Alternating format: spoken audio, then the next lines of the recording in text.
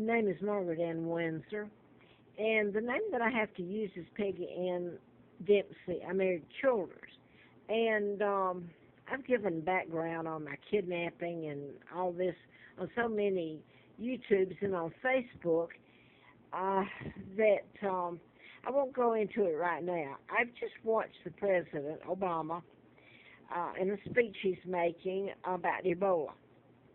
And he's talking about stopping it at the source, and that he is saying would be in Africa. Now that I would like to ask this question again, because I really don't know. I probably could go Google it or something, but the Ebola had, prior to Dr. Brantley, and a couple or three more at least, or maybe four, that were brought back to CDC, Center for Disease Control in Atlanta, and Emory University. Was there any victims of Ebola in South Africa? I'm going to say South Africa, or anywhere. Were they ever given anything that made them live? Now then, my question is that if not, then how come these that were brought back to Emory and Center for Disease Control, where I might add this AIDS and Ebola was manufactured, genetically manufactured deliberately at labs. So that's stop it at the source. It is appalling to me, because I wrote in a book in '76. This is why I'm showing Hustler magazine. I wrote about mind control and what one could do with it. I wrote about Larry McDonald. He mentions him here, Dr. U.S. Congressman.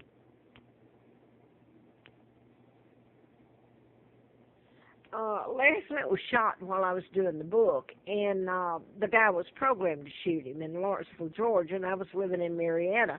Now then, I had there's a bunch of doctors, cases of doctors in here, and someone, and he's a good guy, and they murdered him, was Dr. Jonas Robicher, and he was, I put this on other tapes, and before this Center for Disease Control popped up, and it first popped up after I put it on YouTube, and if I'm not mistaken, I put it on Facebook, but I know I put it on YouTube. And my thing was, does the Center for Disease Control work for you, America? And I made more than one tape, video, couple, three. And then it started with a couple of things that happened at the Center for Disease Control were laxed in, and then the Ebola thing really erupted. And I find it strange that if there has not been someone that was ill that was made well, why did it happen here at the Center for Disease Control in Emory, where it all started? It really gets to me, a country that this United States went after so they could overtake it. And they certainly have done that. I asked the question, and I did that on YouTube in a video. What happens to the troops you sent over there? Really, the military's over there, all this equipment, when the whole thing's staged to overtake Africa like they have the rest of the world. They really have, with the exception of China and Russia, perhaps. They haven't. But anyway, this Dr. Larry McDonald was part of my writing the book and about mind control, and the forensic pathologist at Piedmont Hospital in Atlanta, which was the hospital Larry McDonald worked at, and he was U.S. Congressman.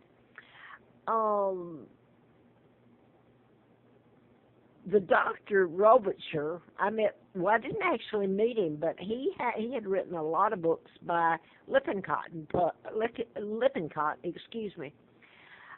had them published by Lippincott.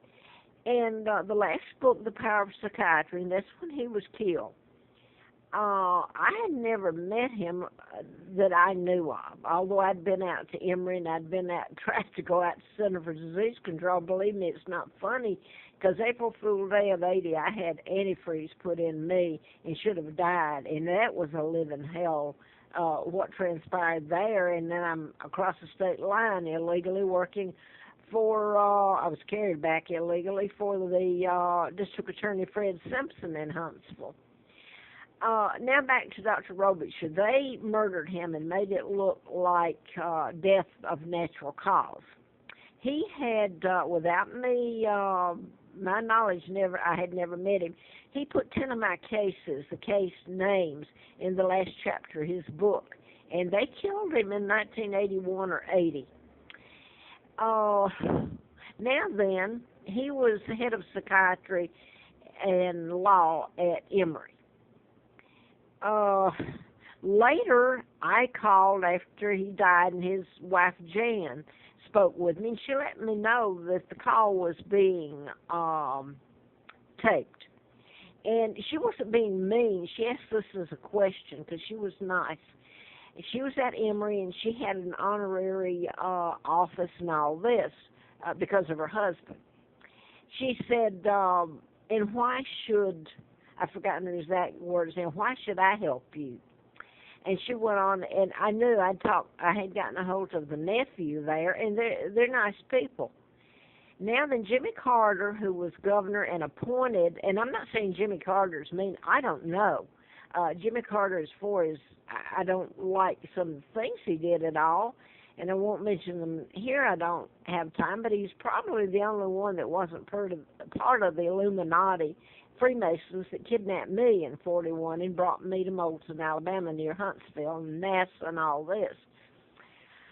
But he became head of law at Emory.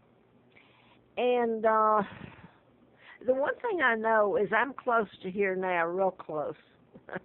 It's a McDonald's, and he and Rosalind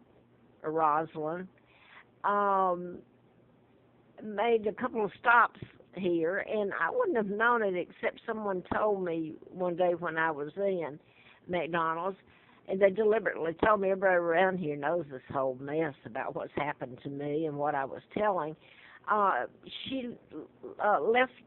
Rosalind left her purse at McDonald's, and she had the Secret Service with her and all that.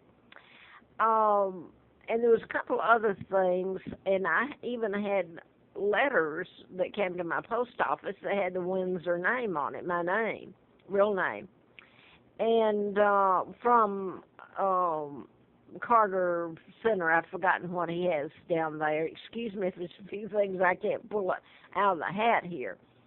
But I guess my point is, I am so appalled at people trying to make out that the Americans are being the good guys by going over to Africa, when making them look like they're the helpful people, when in fact they're the ones that created the illness and spread it.